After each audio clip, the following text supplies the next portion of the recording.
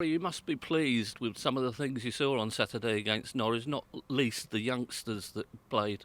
Yeah, we had a good blend, and we took, not a risk, but putting some of the younger players in is very important. And also, while it's very important for Portsmouth, you're looking at your own young players against Cat 1 Academy players of a similar age. Perhaps just a little bit older, but similarly, and they matched up well. We want sort of young players coming in. We have used the early rounds of the cups to try to give them opportunities out in Fratton Park. There's nearly 3,000 people there as well, which is great. And as a manager, I do appreciate that support. But yeah, the balance was good. It was a good game for us. In fact. The players that needed games got something out of it, and as you say, we've got invaluable experience into some young players. Now on to Burton. Important to pick up points. Yeah, really big week for us, Burton and Wycombe. Looking forward to it. We've won 4 cup games this season, and yet only played 5 league games. That's quite unusual, but all I've talked about is really being ready when the games come, whenever that is, and we're here now, and we've got a good squad of players. I think that are ready in terms of injuries and people coming back from internationals. We're in a good place, a very good place. The only people missing at the moment, Marcus Harness, who won't be too long. Lee Brown, similar situation. Bryn Morris, Jack Watmore, they're the only people. After that, we have a fully fit squad and a good squad. And as I said, a big week for us, starting with this Burton game at home. Good football inside, and as we see, for most sides, it's a really big day coming to Fratton Park. We have to be able to manage that, lift ourselves, and get our quality right to go on and win the game. Is there any extra pressure on it because of an indifferent start? I think there's always pressure.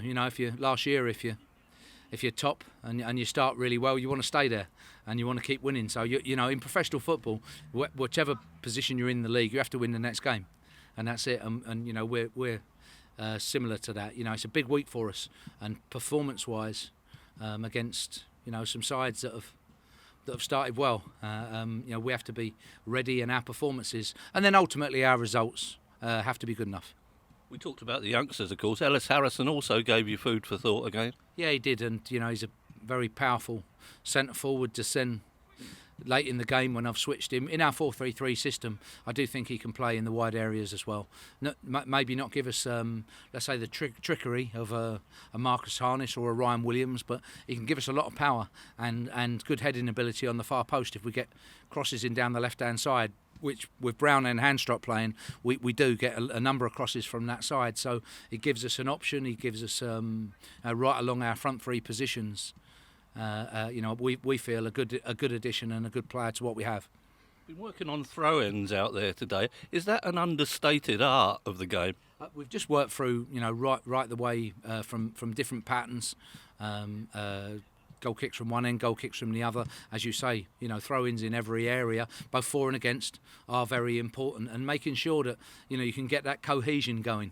People always look at your performance and your play and your confidence level, but you need to be in the right areas. And then, we have the players then that if they're organised, if they're in the right areas, if their understanding is good enough, which is a big one, they have the ability then to throw it out. And our usual, let's say, pre-game or day before the game work does include that type of match scenario, whereas you may go earlier in the week and see our training where we go more 2v2s, 3v3s, 4v4s, and there's a competitive but a very physical output then in those particular sessions. Are set pieces a concern for you? Is that just out there normal?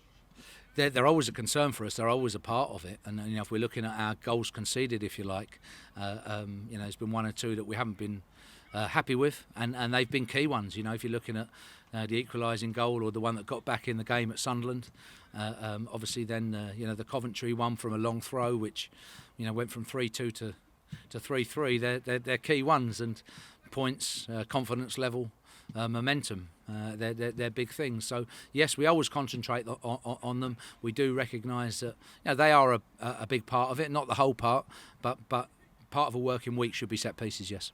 So all in all, This lack of games, has it been beneficial to you or a hindrance? I think you have to make it beneficial, and that's it. You know, the games come when they come. The circumstances are out of our control where the games have been called off.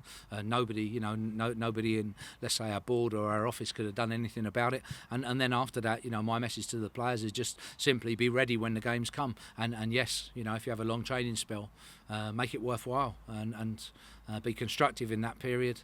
And make sure that then when the games do come round, you've perhaps got over one or two injuries, and some of those boys are back closer, but also then you're fit, you're ready, you're organised when the games come, that your squad and then ultimately your 11 on the pitch can perform and win games. They're always quite competitive games against Burton Albion. Yeah, they're a good side, aren't they? And we'll quite rightly be looking for a top six space themselves. We saw from their performances last year where they've come down out of the championship. They have quite a high number of championship quality players, and as I said, they'll have their own aspirations for getting one of those 3 promotion places.